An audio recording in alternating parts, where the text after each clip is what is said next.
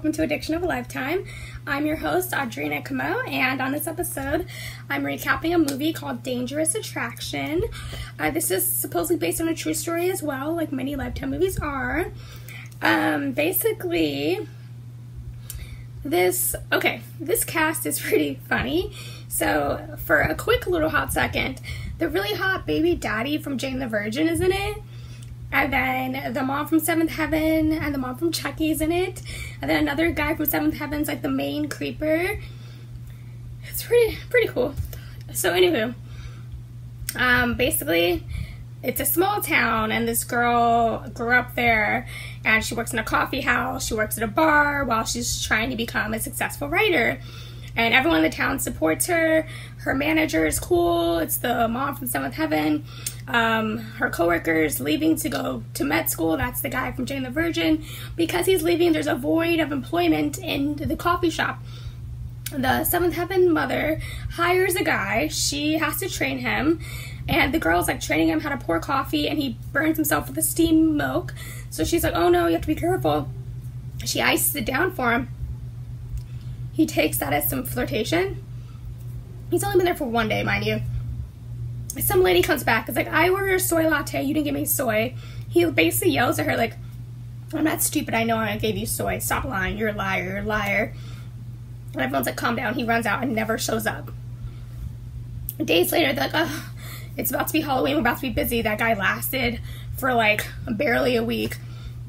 He calls the coffee shop, talks to the girl that's trying to be a writer.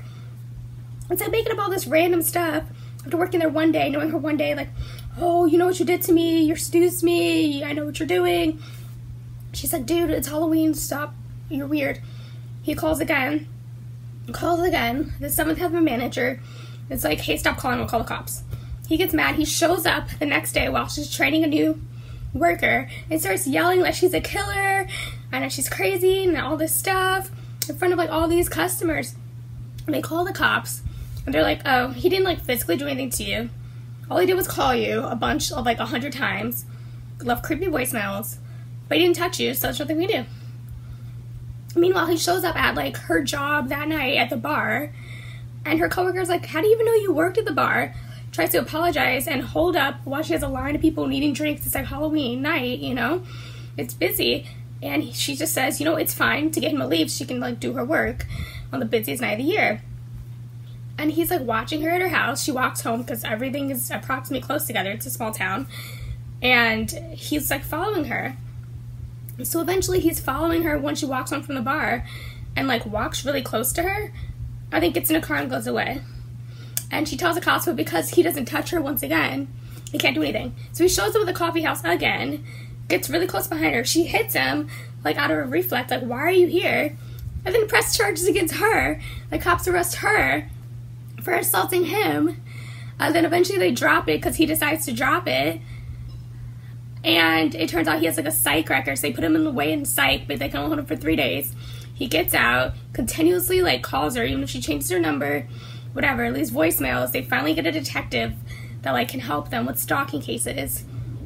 He's like, just take precaution on your own. She gets a gun. Like, you can do a restraining order, but they're not going to file it 90% of the time. So, like, she has her friends come over, stay with her. Her boss says, you know, stay in my cabin, get away. You know, they go away to the cabin. They have their friends stay at their house to make it look like their home. The guy follows them to the cabin anyway. There's, like, no service. And, like, busts the window open. The girl grabs her gun while he's, like, strangling her, like, cousin that she lives with. And she's like, I'll kill you, like, if you don't let her go, and puts the gun really close to him. He drops her cousin, walks away, and then the detective finally comes. And they're like, we can charge him with something now because he actually broke into your house and strangled you physically. But they let his dad know, and his dad's like a big cop, and that's why they've been like stealing his records from previous like mental like problems. The son freaks out when the dad says, I can't save you now, you physically assaulted someone, punches him, runs away. They lose track of him completely somehow. And the girl's trying to like live her life, paint her house, but she's like, I have to watch my back. But, so it turns out they know like he has to find her at some point. He's never going to stay away. So they set up a trap in the coffee house where a couple weeks go by, they set up a police car, and the police car goes on the break every 15 minutes at the same time every day.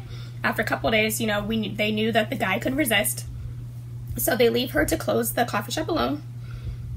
And when everyone leaves, he comes in eventually with an actual gun, but luckily the detectives were in the kitchen waiting for him, and they arrest him. And the girl lives happily ever after, writes her story, turns into a nice little article and a book. Even though, the guy's dad's a creep, he's trying to tell her it's her fault this is all happening to her. Ugh, so annoying, but at least his son got arrested.